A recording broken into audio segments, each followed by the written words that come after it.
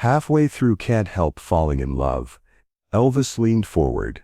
The crowd thought he was reaching for a scarf, but the young woman in the front row wasn't cheering. Her hands searched the air. Born without sight, she'd never seen him until now. If you believe small moments can change lives, stay with me. Because what happened next didn't just stop the show. It gave 18,000 people a moment they would never forget. The brass section hit like a thunderclap. 18,000 people clapped in time, their voices blending into the melody of Can't Help Falling in Love. Camera flashes popped like fireworks. The air inside the arena carried the faint smell of beer and buttered popcorn, thick from hours of anticipation.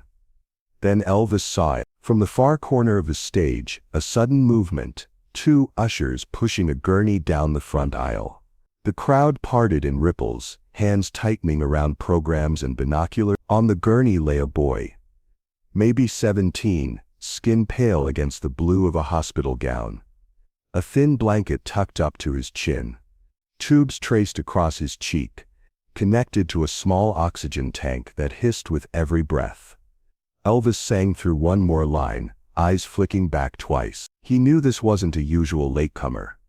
The boy's head tilted toward the music, lips moving in perfect sync with the words. In his hands, crumpled from hours of clutching, was the night's program, Elvis's face printed across the front, creased down the middle. The band kept playing, steady as a train.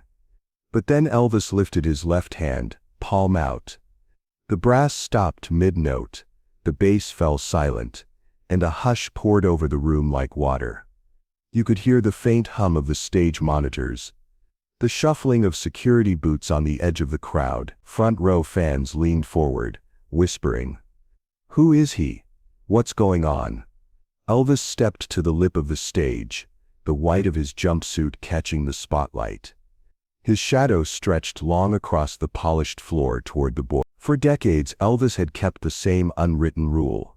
The stage was his boundary. He could reach out, touch a hand, toss a scarf. But he never crossed that invisible line. Tonight he broke it. With one slow step after another, he knelt down just enough that the sequins on his sleeve brushed the stage's edge. He leaned forward, resting one hand lightly on the railing by the boy's head. His voice low enough that only the boy could hear cut through the silence. No one in the arena could make out the words. Some say he asked his name. Others recall seeing the boy nod, tears in his eyes. Whatever he said, it drew the faintest smile from the boy's face. The kind you give when someone you've waited your whole life to meet is suddenly close enough to touch. Elvis straightened just slightly, glancing back at the band. But instead of signaling to start the song again, he turned back to the boy, still kneeling, and spoke again. This time the boy's eyes widened, as if he couldn't quite believe what he'd just heard. The crowd leaned forward in a single collective breath. Cameras were lit, flashbulbs primed. Because Elvis Presley was about to give this young man something no fan in that room, maybe in the world, had ever received before. The spotlight narrowed until it felt like the whole arena was holding its breath inside a single circle of light. The brass players lowered their instruments. The drummer rested his sticks on his lap. Elvis stayed crouched, the sequins on his shoulders catching glints of gold. "What's your favorite?" he asked. Voice just loud enough for the boy to hear. The boy's lips trembled, his voice raspy but sure. "Love Me Tender." Elvis nodded once, slow. He turned his head toward the band and gave a subtle flick of his fingers. No horns, no drums. Just James Burton's guitar, gentle as a whisper. The first chords drifted out, clean and warm. Elvis began to sing, not to the crowd, not to the cameras, but to the boy, no more than 3 feet away. His tone softened, almost fragile, each word landing like it was meant for just one set of ears. Halfway through the first verse, something happened the audience never expected. The boy joined in. It was barely above a whisper, his voice thin and uneven. But the microphone on Elvis's collar picked it up, feeding it into the giant arena speaker. The sound filled the space. The king of rock and roll, and a 17-year-old in a hospital gown, singing together in front of thousands. Fans in the front row pressed hands to their mouths, one woman wiped at her cheek. A man in the third row closed his eyes, mouthing along like it was a prayer. When Elvis reached the bridge, he stood, untying the silk scarf from his neck. It was cream-colored, soft and damp from the heat of the stage. As he sang the next line, he draped it gently over the boy's shoulders, the fabric pooling against the hospital blanket. The boy froze, hands resting over it as if afraid it might disappear. His eyes shone in the spotlight, tears threatening to spill. He kept singing, one line late, but still singing, until the final chord faded into silence. The audience exploded into applause, a wave of sound crashing against the stage. But Elvis lifted one hand, palm down. The clapping slowed, scattered, until the room was quiet again. He didn't move back toward the center, didn't take the microphone stand. He stayed right there, looking into the boy's face like nothing else in the world mattered. Then he leaned in and said something, just a few words, that made the boy's mouth drop open in shock. Whatever Elvis promised, it was enough to make the boy's hands tighten on that scarf like it was a lifeline. Without another word, Elvis straightened, nodded to the ushers, and stepped back from the edge. The boy's gurney began to move, not out of the arena, but toward the backstage entrance. Elvis turned to the crowd, but his eyes followed that gurney, until it disappeared behind the curtain. Because this song wasn't over, not yet. The backstage hallway smelled faintly of fresh paint, and the lingering tang of disinfectant from the arena's cleaning crew. Security rolled the gurney through a narrow doorway, the wheels rattling against the metal ramp. Elvis stepped off the stage, just minutes into intermission, still in full jumpsuit, a towel slung over his shoulders to catch the sweat dripping from his hairline. He moved fast, brushing past a stagehand who tried to hand him a fresh water bottle. Inside the small lounge, the boy sat upright on the gurney now, propped by extra pillows. His oxygen tank rested against the wall, the slow hiss of airflow almost matching the thud of Elvis's boot. "Tommy," his mother said softly, her voice breaking. She stood on one side of the gurney, holding his wrist. His father was on the other, shoulders hunched, baseball cap twisting in his hands. Elvis leaned in close enough that Tommy could see the lines around his eyes. "That your name?" Tommy nodded, a faint smile playing on his lips. "Yeah." The parents explained quickly, not like a reporter's interview, but like they needed Elvis to understand why their boy was here. Late-stage leukemia, too weak to leave the hospital for more than a couple hours. The staff had made arrangements for this night, knowing it might be the only one. Elvis listened without looking away from Tommy, then he reached for the boy's hand. The grip surprised him, firm, warm, stronger than it looked.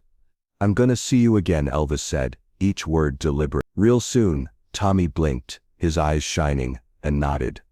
"I'll be here." They talked for a few more minutes, about the show, about the scarf still around his shoulders, about how Tommy had learned to play a little guitar from an older cousin. Elvis laughed once, a low, genuine sound, when Tommy told him his cousin had taught him Hound Dog, but couldn't sing it in key. A knock came at the door, the show was about to resume. Elvis squeezed Tommy's hand one last time, then stepped back. As the gurney rolled toward the exit, Elvis called after him, "Save me a front row seat." Tommy smiled at that, and it was the kind of smile you don't forget. The music from the stage swelled again, the crowd roaring as Elvis reappeared in the spotlight. But something was different. His eyes darted once toward the curtain, toward where Tommy had disappeared. For the rest of the set, he sang like the sound had to travel beyond the arena walls, like it had to reach a hospital bed across town. 3 days later, without cameras, without his usual convoy, Elvis walked up the steps of a Memphis hospital. In his left hand, a plain black guitar case. His right hand gripped the stair rail, the January cold biting through his jacket. The nurses at the reception desk froze as he passed, a small nod, a quick smile, and headed straight for the elevators. Some say only 2 staff members knew he was coming. The others just remember the sudden hush in the hallway, as the elevator doors opened on Tommy's floor. Elvis stepped out, case in hand, the click of his boots echoing down the corridor. He was there for one reason, and Tommy had no idea he was coming. The hallway outside Tommy's room was unusually quiet for midday. A few nurses lingered near the station, their chatter fading as Elvis approached. The door stood half open, soft beeping from monitors slipping into the corridor. Elvis knocked once, low, and stepped inside. The room was small, bathed in the muted light of a cloudy Memphis afternoon. A vase of lilies sat on the windowsill, their fragrance mingling with the sharp scent of antiseptic. Tommy lay propped up against two pillows, oxygen tubing curling around his ears. His parents sat close on either side of the bed. When Tommy saw him, his eyes widened like he'd just woken from a dream. "You came, I told you I would," Elvis said with a grin. He set the black guitar case on the chair by the window, flipping open the latches with a metallic snap. The hinges creaked as he lifted the lid to reveal a well-worn Gibson acoustic, its surface scuffed from years on the road. Elvis tuned by ear, the low notes rumbling softly through the room. Each twist of the peg seemed to draw Tommy's gaze closer, until his hands hovered just inches from the instrument. "Go ahead," Elvis said, offering the guitar for a moment. Tommy ran his fingers lightly across the strings, not strumming, just feeling the smooth steel under his fingertips. Elvis took the guitar back, settled it against his knee, and began to play. The first song was "You Are Always on My Mind." His voice filled the room, rich and warm with none of the stage bravado, just the kind of singing you do when you're speaking straight to someone's heart. Tommy mouthed the words, his lips barely moving, but the smile on his face said more than any lyric could. Between songs, Elvis told quick stories from the road, the time his band's bus broke down in the middle of the desert, the fan who once mailed him a wedding dress, the time he forgot his own lyrics mid-show, and the crowd sang them for him. Tommy laughed, his shoulders shaking under the blanket. Then Elvis shifted into Teddy Bear, but slower, softer, almost like a lullaby. He leaned in, eyes locked on Tommy, his foot tapping a gentle rhythm against the linoleum. The nurses who'd gathered quietly at the doorway swayed along, one wiping her eyes with the sleeve of her scrub. Tommy reached for the pick Elvis was using. Without hesitation, Elvis placed it in his palm. "Yours now," he said. By the third song, even the monitors seemed to fade into the background. It was just Elvis, Tommy, and a guitar. When the last note hung in the air, Elvis rested his hand on the boy's arm. "You're a good audience," he said, his voice low. He stood, slipping the guitar back into its case. Tommy's parents murmured thanks, their words catching in their throat. As Elvis reached the door, Tommy's voice, small but steady, called out, "Elvis?" Elvis turned. "Promise you'll play Love Me Tender for me, one more time." The request hung there, filling the space between them. Elvis didn't hesitate. He set the case down, pulled the guitar out again, and took the same chair by the bed. But what happened in that next performance would make it impossible for Elvis to forget this moment for the rest of his life. Elvis settled back into the chair, the Gibson balanced across his lap. The room seemed even smaller now, the air thicker with the weight of the moment. He didn't speak, just let his fingers find the opening chords of Love Me Tender. The sound was soft, almost fragile, the kind of playing that feels like it could break if you breathed too hard. Tommy's eyes stayed fixed on Elvis's face, not the guitar. His lips moved in time, the words barely escaping but perfectly in sync. Elvis's voice was different now, no showman's polish, no stage echo, just raw, steady and heavy with something unspoken. Halfway through his voice caught. It was only a fraction of a second, but enough for Tommy's mother to glance up, her eyes meeting his. Elvis kept going, powering through the crack with more feeling than before. When the final line came, "And I always will," Elvis let the chord ring out until it faded naturally, no rush to break the spell. He set the guitar aside, and leaned forward, wrapping his arms around Tommy. The hug wasn't a quick squeeze, it was long, unhurried, and full of silent meaning. Tommy's small frame seemed to melt into the embrace.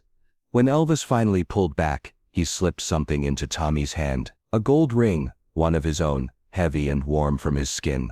"You keep this safe," Elvis said quietly. Tommy nodded, closing his fingers around it like it was a secret. No more words were needed. Elvis stood, lifting the guitar case again, and gave a small nod to Tommy's parents. Then he turned toward the door. Reporters had gathered outside the hospital by now, tipped off by someone who'd seen his car. Elvis kept his head down, ignoring the shouts and the flashbulbs. He didn't slow until he was inside the back seat of his car, the door closing off the noise. For Tommy, the day felt like a dream he might wake up from. The scarf around his shoulders, the ring in his hand, the echo of that last song, all proof it had been real. A week later, just as the winter light began fading, a nurse wheeled in a large package with no return address. The cardboard was clean, corners taped neatly, and it was heavier than it looked. Tommy's father set it on the bed. Tommy tore at the tape with shaking fingers until the flaps fell open.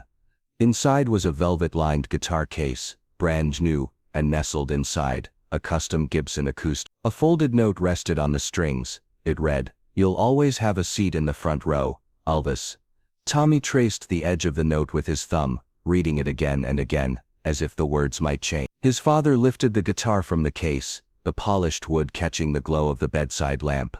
The scarf from that night in the arena was still draped over the chair. Tommy's mother took it and laid it gently across the neck of the guitar, her hands lingering, as though arranging something sacred.